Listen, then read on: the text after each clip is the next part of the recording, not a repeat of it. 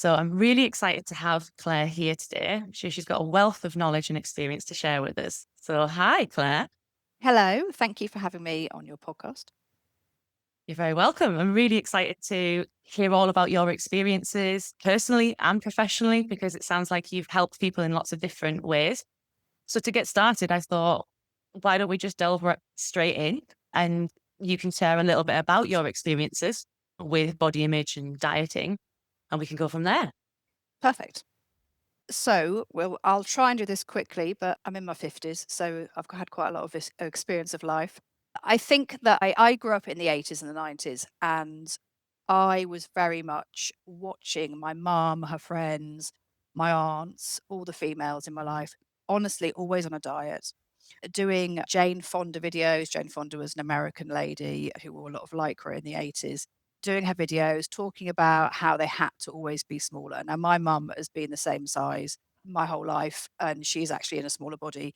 So I really couldn't understand why all these women were trying to change their bodies when they looked fine and they were healthy and they moved and whatever it was.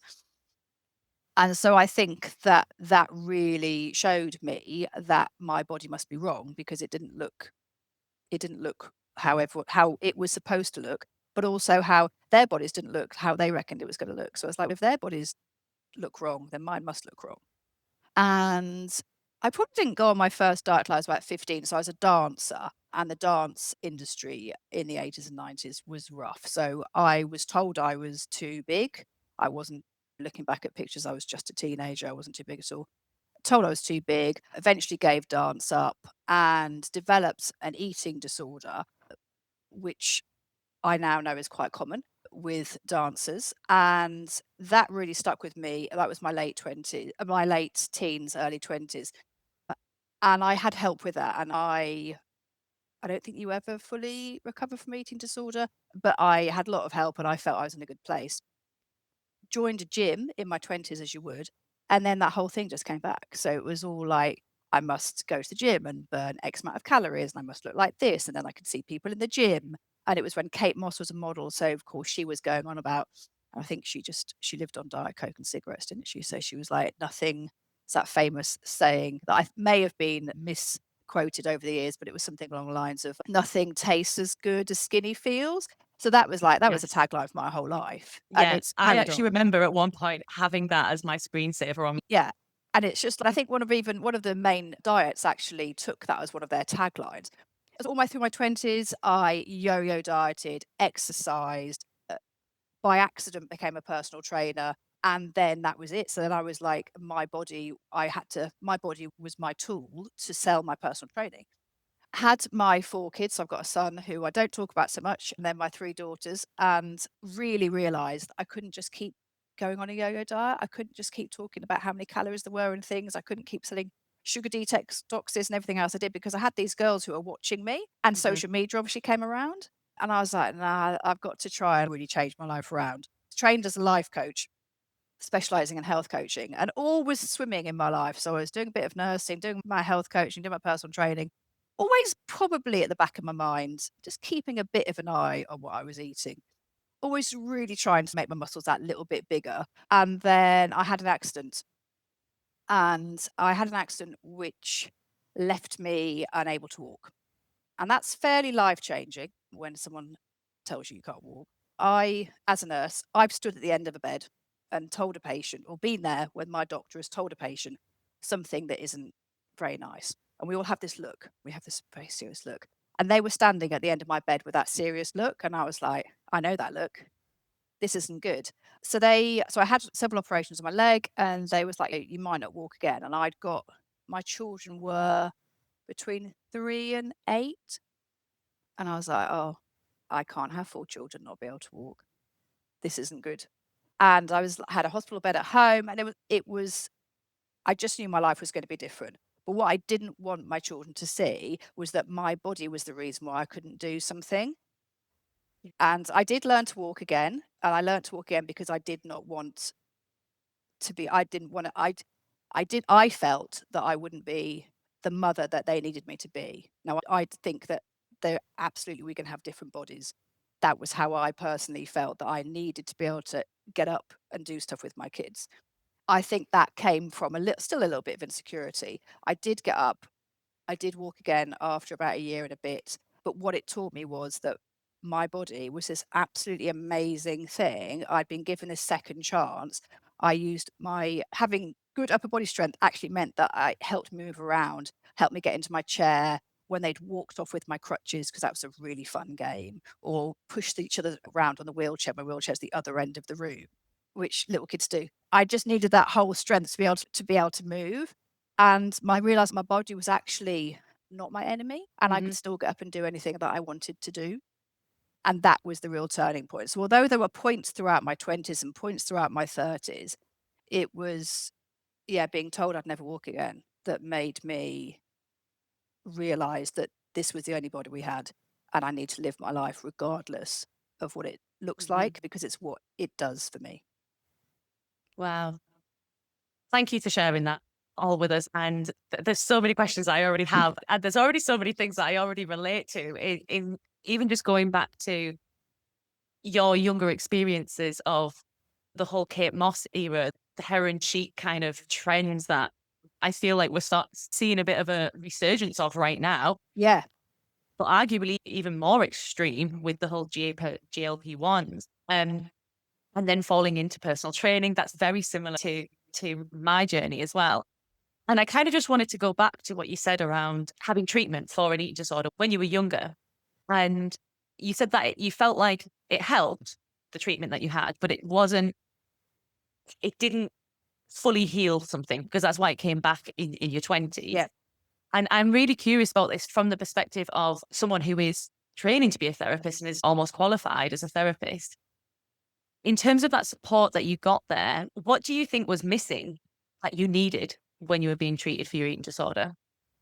I think it's very much based on the behaviors you have around food, Mhm. and that they want you to fix those behaviors around food. So I had bulimia, and it was all based on that. Now, I didn't have, and this was in the 90s, I'm hoping it's much, much improved. It wasn't about my worth as a person. There was nothing about me. There was a little bit, but there wasn't like there is now. There was about my worth as a person, as who I was. It was all about the behaviors in the food. Yeah.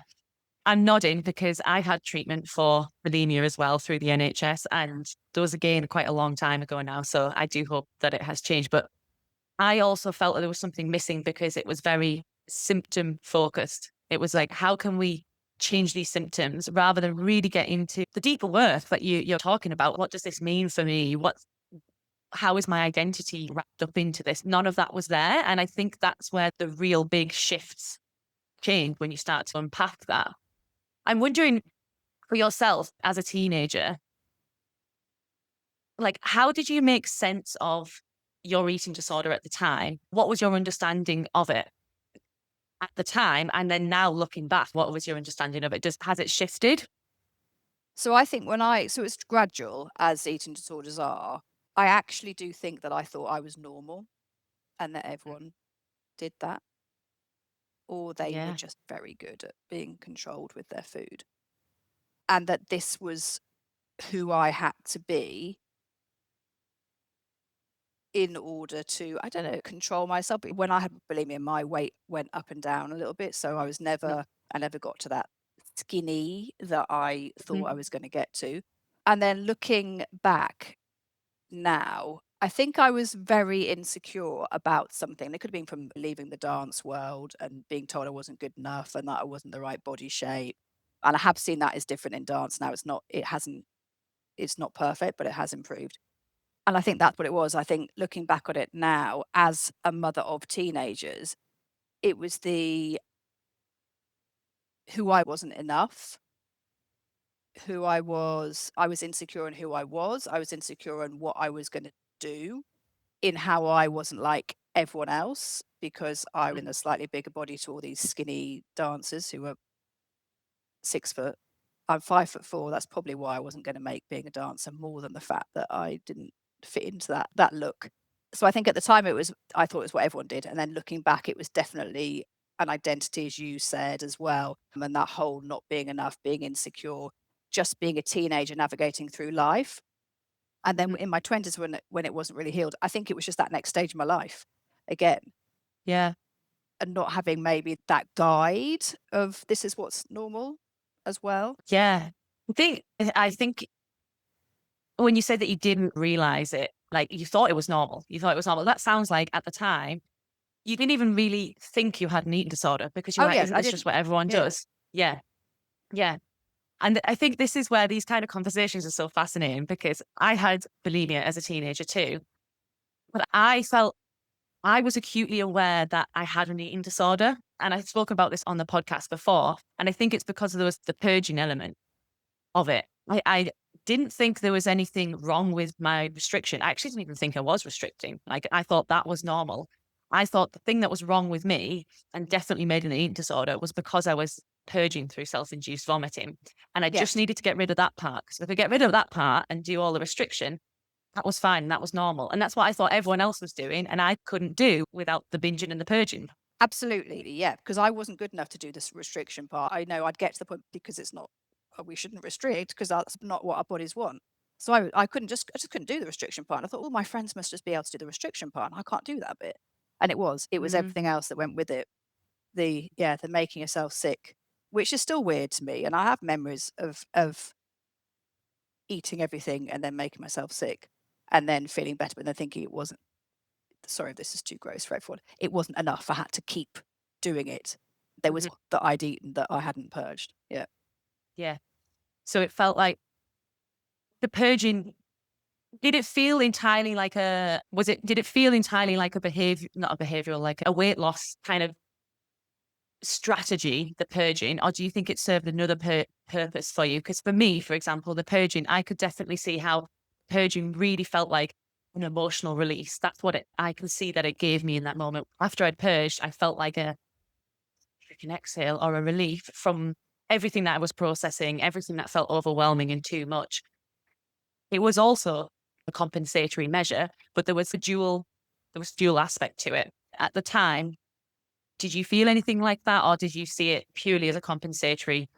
No, I think there were times when I purely thought of it as a compensatory, as a weight loss. But no, as you said, there's a particular memory I have. And it was definitely that, okay, now I've got it out. Now I've got relief. Now I've made up for whatever it was. Now I've let whatever it was that was inside me, emotions as well. Now that's out and flushed away, as Like, it were. Yeah. yeah, like that kind of, I'm going to start fresh now, that That's it. kind of Yeah. Yeah. mentality. Yeah.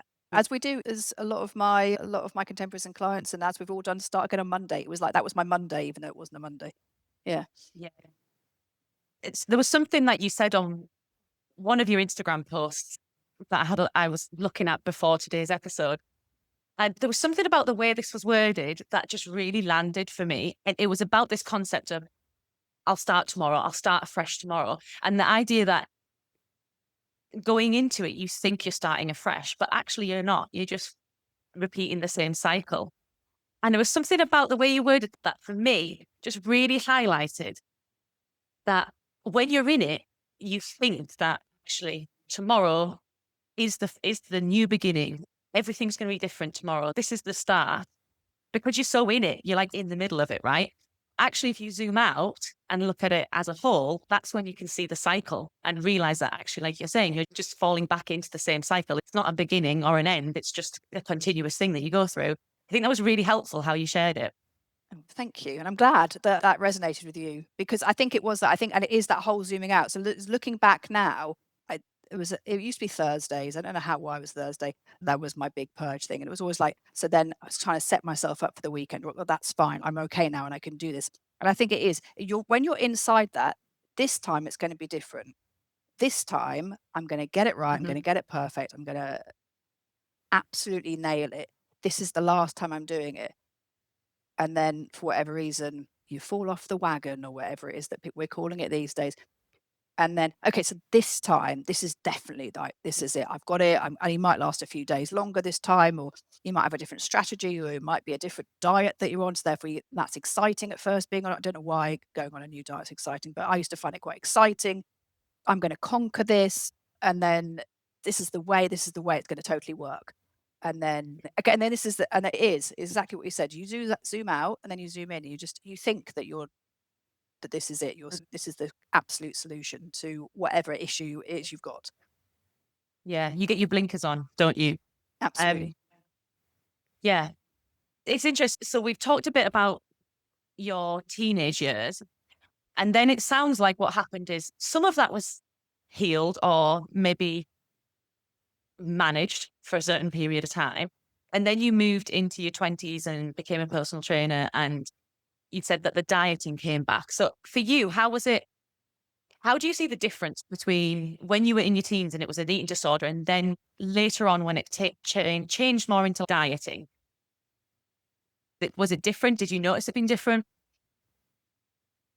I think there were differences, but I think there was still a core part that was the same. So I went a long time without dieting, but I replaced it with exercise. I mean, I didn't think that at the time. It's another form of trying to change my body. And I remember I'd been to the gym. Must have been really hot, like it is in the UK at the moment. And I'd been to the gym, and I remember working so hard in the gym, and the air conditioning was on in the gym, so it was absolutely fine. And going for a shower afterwards, and actually nearly collapsing in the shower because I'd obviously over exercised too much. And sitting in that shower with all the water pouring on me, thinking, I can't get up. And I'm a nurse. So I was like, pretty much must have got to the point where I thought, oh, actually, I don't think I've done what I should have done. And actually then getting a relief of that, but that's fine because I've just burned all those calories, which probably isn't true because the exercise machines aren't really reliable. That's fine because actually I've then controlled my body in that way. So it was the bit between the eating disorder and then dieting was definitely I'd got addicted to exercise and how that then I could try and change my body. And I think the dieting came back because then I became a personal trainer, or I trained to become a personal trainer. And it was that whole everyone was looking at my body again. And a lot of the personal trainers in the gym, they were like, I was in my late 20s. They might have been in their early 20s. Oh, you've got the really big butch personal trainers like the males who are really big. And I didn't quite fit into the gym that I worked in. And I had lots of friends, and people would always come to me because I was a nurse. And can you give me advice for this? Because I can go and talk to this client, whatever else. But I still didn't really feel that I fitted in. And I think that's when the dieting came back because, yeah, these little 23-year-olds who just qualified as a personal trainer, or the really big guys. And then there was me in the middle. And it was again, so although I didn't link it and I didn't have any of those old behaviors, there was definitely the core belief was still the same. Yeah, I can relate a lot to that about feeling like all eyes are on you as a personal trainer. Like you said earlier, you felt like your body is your business card. You hear that, right? You hear it all the Absolutely. time. And Yeah. I see it quite a lot now in debates between personal trainers who still buy into that mentality that personal trainers have to look a certain way. It's all about aesthetics. And then a new wave of personal trainers, which I think is really refreshing, which is more about helping people feel confident in the gym, enjoying moving their body, focusing on health goals, and may look a different way. And I don't know if you see it on your social media, but I see battles online Oh, between absolutely. these. Yeah. But yeah, I noticed myself, and I actually stepped away from the industry because I could feel at the time, it's really interesting because I thought I had recovered from my eating disorder and I was in the personal training world and could feel all of these really critical inner self-talk around my body coming back. And I thought, I need to leave personal training because this is not doing me any good. And I did. I still continue to live with an eating disorder or disordered eating for many years afterwards. And I think I thought I was more recovered than I was at the time. And now looking back, I can see how I was still had so many beliefs around my worth being attached to my body Absolutely. after that. It's a question I've been thinking about quite a lot recently. And I'd love to hear your perspective on it because you said that you were in the shower and you were almost collapsing, and you're a nurse, right? And I'm sure more than anyone, oh, this isn't good actually. But yet you were still, oh, it's okay. These calories, right? And I think that really speaks to um, how irrational the kind of eating disorder mind can become, or how kind of tunnel visioned it can become. The question I'd be thinking about is, like, probably a lot of our listeners are aware of some of consequences or the damage that is caused through dieting. physically and emotionally and mentally, but there might still be a pull to want to diet. And I think we've all been there, right? And my question is, I'm like, why is dieting so compelling, even though we know all of the damage it's causing us in many ways? And we might really truly know that, but we still feel pulled to diet. I wonder for you, based on working with people and your experiences, how do you make sense of that? So I think the diet industry definitely has a pull, doesn't it? And we've got a new pull recently with GLP-1s, which is probably another whole conversation. And I think it's because the diet industry has this pull that once you do this diet, whichever it is, your life will be perfect. Yeah. All you need to do is do this, whatever diet it is now, and your life will be perfect. So the fact that my hair was falling out, or I didn't have any strength, or my enamel on my teeth was bad, and I had to have dental work, all that stuff, there was that magic bullet that if I just did this, my life would be perfect. I'd be perfect. My life would be perfect. The whole world would be perfect. I would be enough. I would be whatever it was. And I think that they're always selling that. And that's why the next diet comes along and the next diet comes along and the next diet comes along. And we think we're the ones that can't get it right. And it's us and it's not them. The diet isn't, the diet's right. It must work because X Hmm. celebrity is selling it and she looks fabulous. And I think that's what it is. It's that it's always getting to that there's a part of you that isn't enough. But if you do this, then your life will be perfect and you'll be perfect. Yeah, absolutely. That's from it, like the magical thinking that Yeah. diet culture essentially sells us. And I think you've hit the nail on the head in that you set up to fail because it wants you to fail. So Mm. if you fail, then It you're going to needs you to continue. fail. Yeah, you're going to go back to the next diet or try something else or fall into the cycle. And I think that's a huge part of it. I also wonder how much of it is like a lack of trust in ourselves. We might think, actually, yeah, I can see that it's causing this. And I've read this and I've heard that person's experience, and everything is nudging me away from dieting. But because dieting's become such a norm in our society, one, we're going against the grain. So that feels really scary to do different to what everyone else is doing around us. And this is where I think recovery podcasts and social media and creating on your online world is really important. So you can be in a bubble of people maybe who are rejecting diet culture. I think that's really helpful. So you're going against the grain. But I also think this is my experience anyway, and I don't know if it resonates with you. I think dieting takes away so much of our own self trust or belief that we would know what we want or what we need or what's right for us. So actually, I think that fear keeps people in it. I think that's kind of part of the compellingness of diets. The fact that it gives you something to be like, oh, I'll be safe. This is telling me what I need because I don't know myself and I don't trust myself. Yeah, I think so. And I think if you look at like certain diets that are structured in a certain way, it's like you don't have to think about anything. We've done it all for you. We've thought for you because you can't think. Because if you Mhm. think, then you wouldn't be here now. And I think if you go, so I do something called intuitive eating. And if you ever look at a toddler eat, and this is the perfect example, you ever seen a toddler? They might get some food and they might eat a bit of cucumber and wander off and come back and have a bit of something else and come back. And then they've had enough. And then they'll come back and they might eat half a biscuit. And I work with a lot of mums and a lot of them will say, I just keep eating the toddler's leftovers. And I was like, well, maybe just give them less or chuck it in the bin. You don't have to eat it just because it's there. And a toddler is intuitive about what their body needs. Now, I always think it's funny that a toddler can eat half a biscuit. Now, if you think you wouldn't eat half a biscuit, you just eat the biscuit, don't you? Even if you're not hungry, but a toddler can do that because they are absolutely in tune with their body and what their body needs and what their body wants from that food.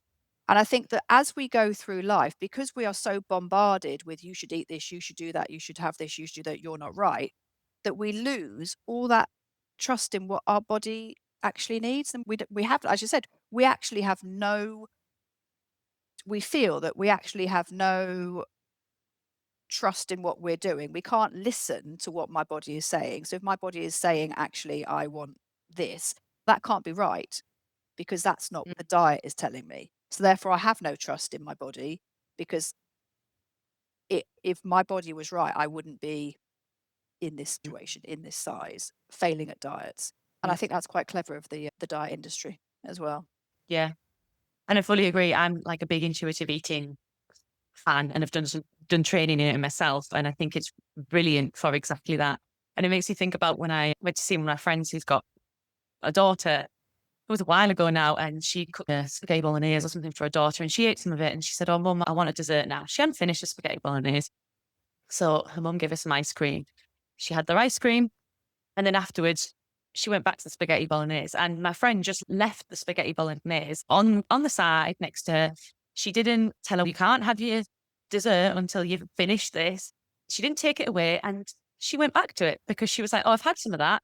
Now I want some of this, and now I'll go back to that." And for me, that was so refreshing because my upbringing was the complete opposite. It was like, you must finish your main before you can have a dessert, to the point of overriding your own intuitive eating, essentially, and actually just demonizing the bolognese even more and putting the ice cream on a pedestal more because this is the thing you've got to earn. So it's got to be something that's good, right? And I just thought it was really refreshing to see that difference in upbringing. I think, and that's exactly right. And how often were you there at the kitchen table, piling this main course into your mouth that you weren't hungry anymore, but because you wanted that, whatever it was, the ice cream, you knew that you actually had to eat every mouthful on that plate in order to be able to get that ice cream. By the time you got them, that ice cream has been made, as you said, put on a pedestal. You're not even hungry, but Hmm. you want the ice cream because actually that's what you wanted in the first place. So I'm really pleased that you've got a friend who does that. And I'm hoping that through the work I do, I can help more people do that. And yeah, I'm so sure you are. my kids, yeah, they have some funny things. I'm going to have dessert first. Perfect. You have dessert. You're making your own lunch. You're 13. That's fine. I'm Yeah. having this. But because they are intuitive eating still, they know what they want. They know, they trust their bodies. So like your friend's little one, she had the bolognese. She wanted some pudding. She went back to the bolognese. She still ate everything that she wanted to eat, but she wasn't Hmm. forced. You can't have that until you have that, until you've eaten that. Yeah. And there's something there about uncoupling kind of food from shame and food from control and just uncomfortable, nasty feelings if it's much more intuitive and free in the way a child or all of us can eat. Yeah. So you mentioned that your children are a big motivator for you, and that kind of ties into your accident as well. Tell me more about experience, because I imagine, like you said, you stood at the end of a table and a bed and told someone bad news, and you could see that happening in front of your own eyes. And to be told that, I imagine, is, like you said, it life changing. But it sounds like it was actually life changing for you in the way that people maybe wouldn't imagine life changing. It feels like it was a real turning point for you, actually, in your relationship with food and your body. I think had I never walked again, had I been in my wheelchair now, and I'd have had a really jazzy wheelchair probably, knowing me, how I know me. Yeah, now looking back on it, because it's 10 years this month since I had my accident. At the time, it was get out the chair, get out the chair, get out the chair, so I can be a better parent. But actually, if I'd been in the wheelchair, I still would have the way I changed my relationship with my body. Definitely, that's what it was. It was having the accident, not Mhm, walking or not walking afterwards. And I think that if you ask maybe some of my husband or my close friends, they might say that I was quite in control. So people used to I had 4 tiny children. Everything in my life was regimented. And people say, "Oh, I see you walking down the street and your twins are in the buggy, and then you've got the 2 at the side, and you're always regimented." And everything in my life was controlled. So I controlled everything. So what I went in my mouth, how I exercised, everything was controlled. And suddenly all that control got taken away. So mhm, I couldn't get to my kitchen to get something to eat.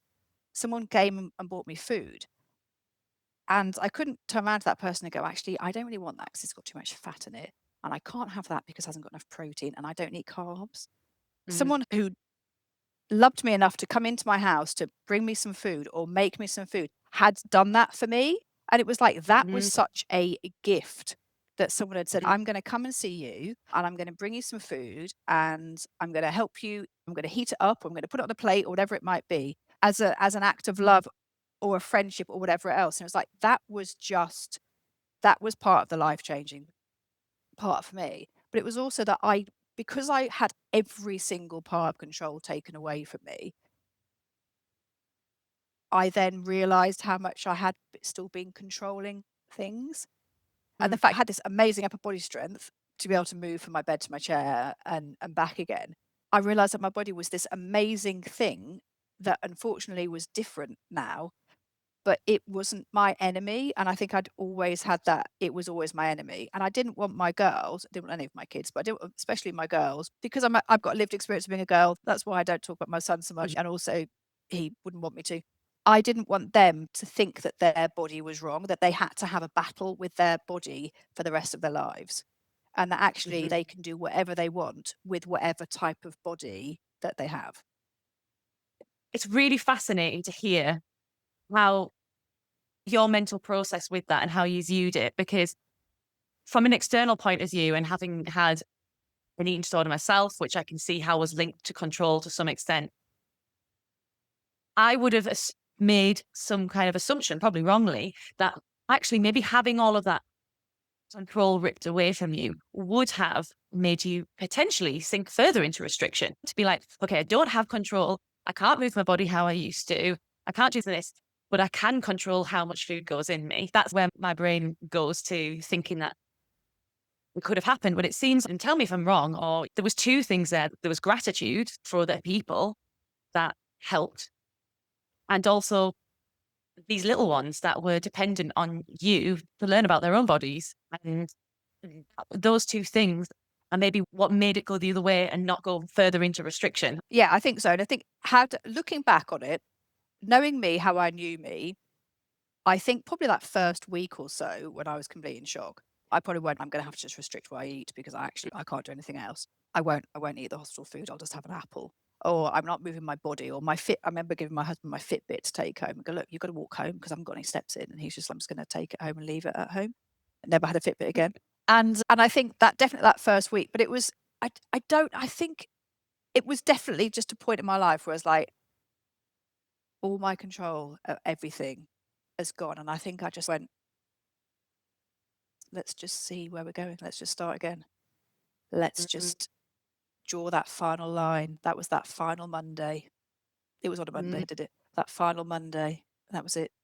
And just thinking that I couldn't battle. I didn't want my kids to think, so Mummy's lying in a hospital bed and now she's only eating an apple. Why is Mummy not having chocolate? Or why are we not having this? Or why are we not having that?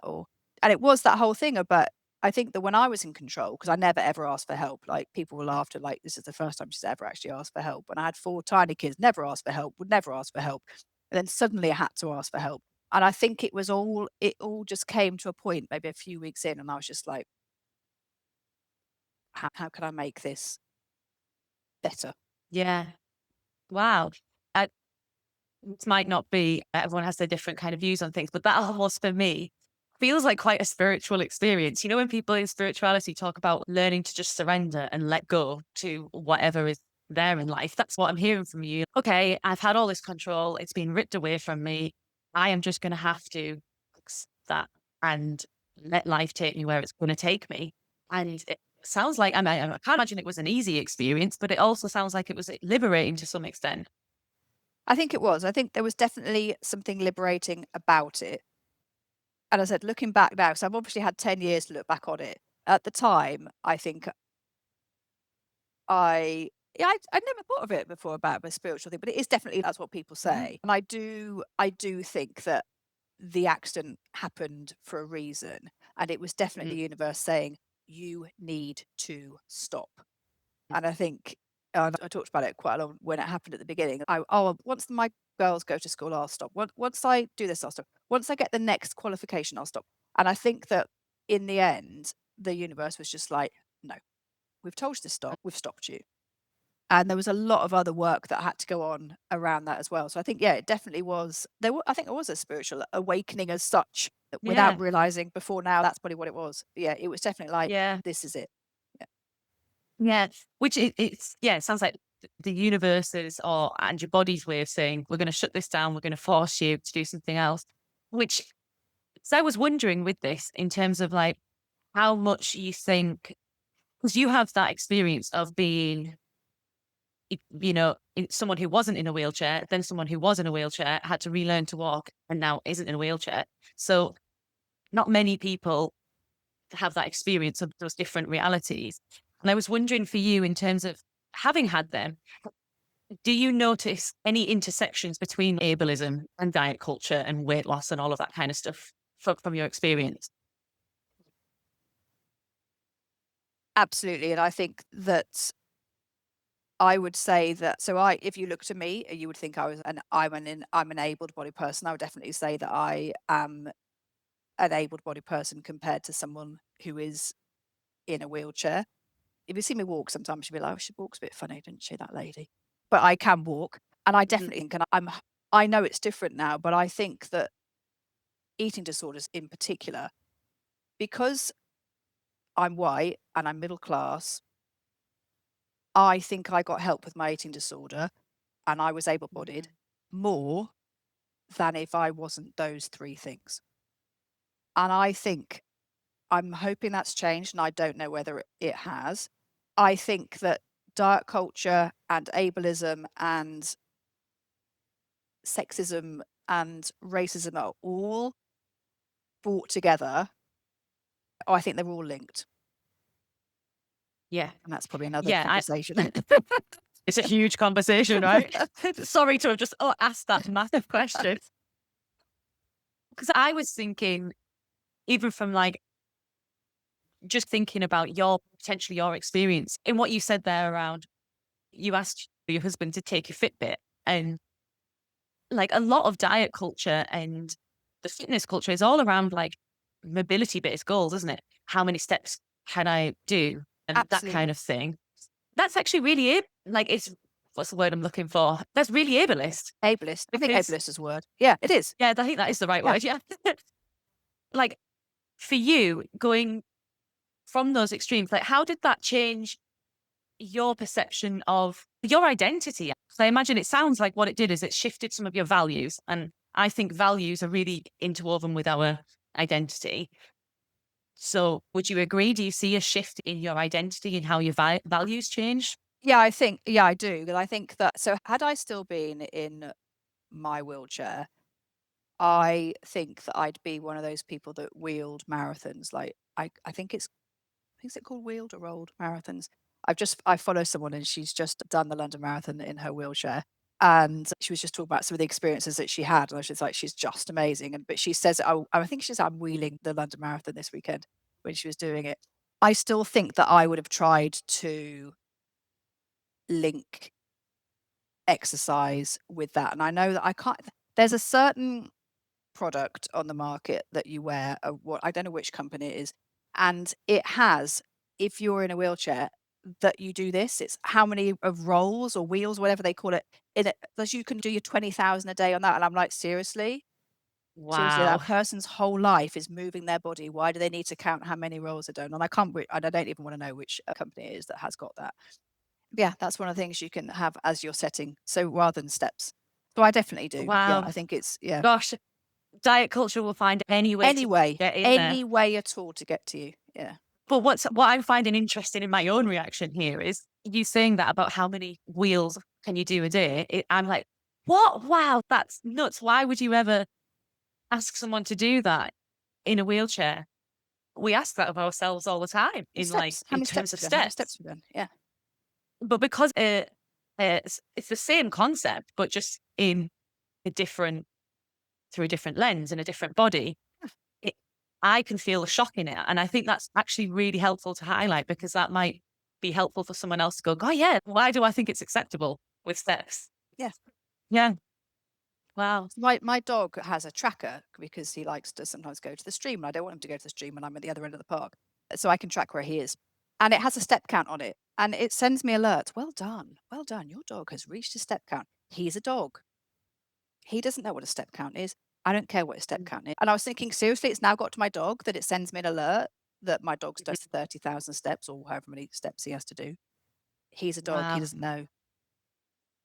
It's got everyone. Yeah. Yeah. And it's good that he doesn't know. He can't sexualize that. Yeah. I'm wondering, because what you're speaking about, it makes it, there's a type of therapy, which is called like logotherapy, which is all about people finding like meaning in their suffering. So if you've gone through something really traumatic or really difficult in life, or you're still in it, sometimes what people can find helpful is finding their meaning or their purpose from that. And it seems like to some extent, you may have got something like that from this experience, because it seems like it really helped to shift your values more towards your body being seen as an instrument rather than an ornament, and family and connection with others. What I'm wondering is, your experience is probably not the norm for listeners, right? So what would you say for, and I imagine that a lot of the people that you work with, that isn't their experience too. I'm wondering if there was a listener hearing this going, that's actually really interesting to hear and it's really inspiring, but I haven't had a life-changing experience for me to have that as my turning point. What do you think is helpful for people who are in that position where they're like, well, I haven't had that experience, so I don't have a life-changing experience as my motivation? So I don't think that you need a life-changing experience. And also the thing about motivation is that motivation is temporary. That's why diet culture doesn't work.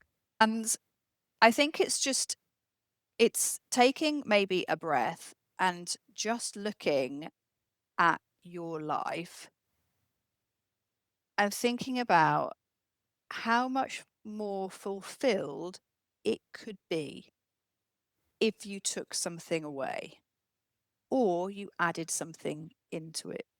So if you took, let's just say, counting calories out of your life and you put in joy of moving around the kitchen, dancing, singing at the top of your voice, and you took one out and you put the other one in, how much more fulfilled would your life be? So it's not about, you Mm-hmm. don't have to have a life-changing experience to be able to just stop and take a breath and think, where am I right now? And do I want to be here in 10 years' time, 20 years' time, 30 years' time, 40 years' time? Yeah. Yeah, that feels really powerful to say that. What could I take out? What would the impact of that have? That feels like almost, because you're a coach as well, so I'm sure you probably use this style of questioning, like Socratic questioning, where you unpick something and look at what is the assumption behind this behavior, or what is the consequence of this behavior. And it feels like actually what you suggested there is the start of that, of, okay, I've got this behavior. If I took it out, what would that mean about me? How would my life change? What would the consequences be? Is there another way I could look at my life without that? And I think that's just helping someone, isn't it, to question reality rather than just taking something as fact, something that you do, something that you should do. So I think, yeah, it's a really good suggestion. And I think that as our identity, a lot of us do have dieting as an identity. And therefore, if I just said, we just got to stop dieting, Mhm. that's taking a massive part of someone's identity away. And that's maybe a little bit too extreme straight away. So obviously, Mm. a part of my identity was taken from me. I didn't, that happened to me. I think if I said, because I don't ever say to my clients, you've got to stop dieting straight away. We look, what if you just took one of those things out and Mm. with what else would be quite fun to do? And it might not even be dance around the kitchen. That was just something that I like to do, and I'm happy to be in my kitchen. It could be anything. Could you find joy in one thing? It Yeah. might be, actually, I'm going to find joy in, I don't know, sitting in my garden or learning a new skill, or I've always wanted to learn to knit or read a book or whatever it might be. So if you just took one little section out, but you added a joyful section, and just to start to do it from that way, you don't Mm. need a big bang to restart. Yeah, it could be even just really small things, couldn't it? But I'm also feeling from this is where values are really important for someone, because you're saying, what would you want to add in? That actually could be quite a difficult question for someone. They Mm. might not know what they want to add in. But if we can start to look at values and go, what are your values? What do you value in life? Okay, so maybe I value connection with others. Okay, so what could I bring in that would give me that connection with others? Yeah. Or I value creativity. So what could I bring in that would help to live more in alignment with creativity? So yeah, I think that there's a lot of things intersecting here with identity, changing behaviors, but also value driven changes in behavior rather than just like what we said at the beginning, where it's just symptom reduction changes Yeah. in behavior. Yeah, Mm. I think you're absolutely right. And it is about that. Yeah. I also wanted to touch on, because I know that your daughters are massive motivators for you. And how do you navigate supporting, because are your daughters teenagers now? Are they? Yeah, they're Yeah. 14 and 17. Yeah. Yeah. How do you navigate supporting a teenager with body image and diet culture in this world right now? So I think I'm fortunate in the fact that they were so tiny when it happened.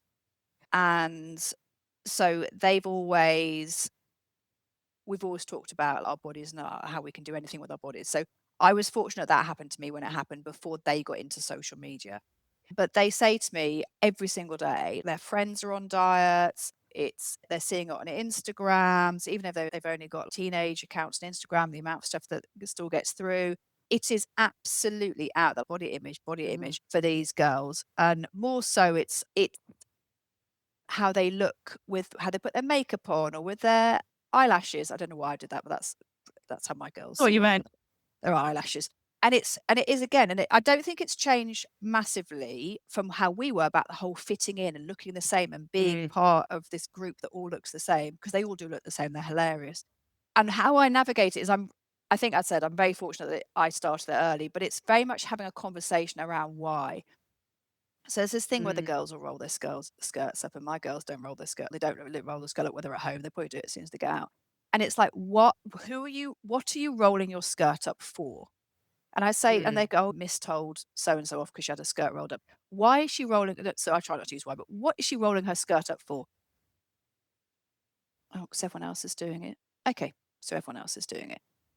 What could that be telling you about why she's rolling her skirt up? And they're like, oh, Mm. maybe like, yeah, she feels that she needs to be the same as everyone else. What does that telling you? And it's just because I've always done it, and they know I'm a coach. They're like, oh, she's coaching us again. Here she comes again. Here she comes again. But like, they can't get rid of her. I think that they always have that questioning thing. So they're actually quite good, but they actually now do it. Yes. So one of their friends will say something to them and they'll go, I just love my body as it is. And actually, I'm really pleased that I can do X, Y, and Z. So I'm not, yeah, I don't mind. And I actually come home and tell me about things that are going on, but they tell me about things that are on social media. And I think because we've had such an open conversation about it and I'm open about it. And also I try not to react to what their friends are doing. Mm. The X is on a diet and X is doing this and whatever else. That's interesting. And I wonder why, if we were curious Mm. about why that might happen. But I think, especially in my day, there was no social media. It was what you saw maybe in the magazines. Like what we see in the magazines is nothing compared to what they can see on social media. And it's just, I think in a certain way, it is curating what they're seeing, but that's hard to do with a 17-year-old. But also, it's just being able to have that conversation with them. I wonder why this person feels that's what they need to do. How Yeah. might we support that person through, or what does that mean? But no, it's huge. And I think that the whole Kate Moss thing we were talking about earlier has definitely come back. And Yeah. it's this thing called skinny talk. And it's big. Mm. And I think just having that conversation is we don't move our bodies in order to change how we necessarily look. We move our bodies because it's fun. We can get stronger. It means we can do more things. You know, if you can do X, Y, and Z, they're all quite sporty in their own way. And again, it's just allowing them to navigate their way and just helping them question maybe with some of the things. Yeah. Yeah. What you're sharing there is, again, coming back to that idea, which coaches do wonderfully, which is no surprise that you do this with your daughters and all the people you work with. That's Socratic questioning. So if anyone's listening, Google Socratic questioning so you can learn more about it, because it's really helpful for this. And I think that's what coaching and therapy can be really good for, is learning that way of questioning that you've just described and highlighted beautifully there. Because if someone is guiding you with that and asking that, eventually you start to learn to do it yourself. So then you might not need a coach long term or a therapist long term, because your own internal coach or your own internal therapist doing that to get through life and navigate situations. And the other thing that you mentioned there around social media, and we didn't grow up with social media. I didn't grow up with social media. And I really feel for people of the younger generation now, because although heroin chic was horrible. And I remember all the magazines where it was highlighting, oh, this celebrity's got cellulite. And it was a huge focus. I'm talking about the 90s here Yeah. on celebrities and their bodies and a lot of body shaming. So it was really damaging. But I think the thing that I think was a slight saving grace for, this is from my experience, for people of my age compared to people nowadays, is we could shut off from it a little bit more easily because we didn't have it on our phone all the time. And I think the focus for like my generation, it was on celebrities. So you saw celebrities with this kind of plastic surgery and being targeted. And even though you might have looked at it and gone, oh, I should look like that, I want to aspire to be like that, it was celebrities you were comparing yourself to. Whereas now, people like the younger generation are seeing all their friends like that. It's just random, normal people on the internet, and they're using all sorts of filters. So the pool of the comparison pool has got so much bigger, and it's so much harder to get away from it. And the idea of being able to access a certain beauty standard feels, I imagine, to the younger generation more accessible because you're seeing blah blah from school do it. You're not just seeing celebrities do it. That's how I interpret it. Does that make sense? Absolutely. I think my girls, their phones are surgically attached to their hands, and they literally, you turn your phone on and you've got various forms of social media.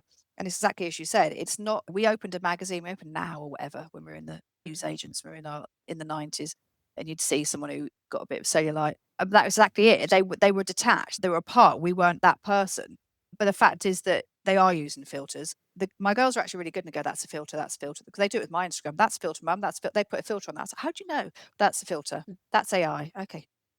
So they're quite good at that. But also it's the fact that they'll put a photo of them and it will just be a photo of them. But they'll go, oh yeah, from school, that's a filter that she's put on. Like she's done her makeup in a way that makes her face look different. That's just for the photo. So I think Yeah. that they can see behind it to a certain extent, but it is that, exactly as you said. So if, I don't know, Sally from school is doing that and they know she's doing that and she's not the only person doing it, is that it's that removal isn't that block you Mhm. said isn't there because she's doing it and she's doing it and that girl in the year above doing it and that year above friend is doing it and whatever else, and they can see it all around them. One of my Yeah. twins said to me this week, said to me yesterday, "Oh, mum, I can't follow you on social media anymore. I've just taken my Instagram off for a little while." I was like, "Okay, why have you done that?" No, it just wasn't. I wasn't serving me. Okay, I'm not even going to comment. Yeah, because if you've decided that's not serving you this week, then that's fine. Great. Oh, that's really nice to hear that she could identify this isn't working for me. This is what I need to do, and you were supportive with that. And it sounds like even when friends are dieting, you're navigating it not from a place of judgment, from a place of curiosity about it, which I think's something that we can all develop for ourselves, especially if we're going through recovery. Instead of judging ourselves for not doing something right, not doing intuitive eating perfectly or whatever, Yep. approaching it with curiosity is key. So I'm aware that we're probably up for time now, although I do feel like we could carry on talking to you much, much longer, Claire. So thank you for coming up. Is there any kind of final, I don't know, golden nuggets of advice that you're like, I really want to just leave this with people, or anything that you feel we haven't touched on that you do want to just name whilst we're here? I think this has come up for me this week. So I said here in the UK, it's really hot. It's really hit me this week that I really just want people to just wear clothes that fit them and not stress about what they look like and just realize that they are actually completely enough just as they are. And that's very cliched.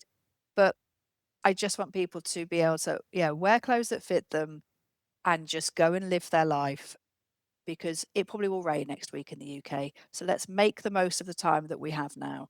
Yeah, I think that's what I'd like to leave on. Wonderful. Live in the now and Yep. in the here and now body. Thank you so much, Claire, for coming on. If anyone does want to follow Claire on social media, I really strongly encourage you to do that because her page is great. It's Claire Ashton _, isn't it, on Instagram? That's Have I right. got that Yep. right? Yep. And I will also put a link to Claire's website in the show notes. So if you want to reach out to her, you can do. You do one-to-one coaching, don't you? And I've also seen that you've got an ebook and a couple of workbooks that you can download. So go and check them all out, everyone. Thank you. And if you have found this helpful as well, or you want to ask any follow-up questions to me or Claire, please drop us a message, because I'll drop us a comment. Any comments, likes, shares, all of that helps spread the message and reach more people.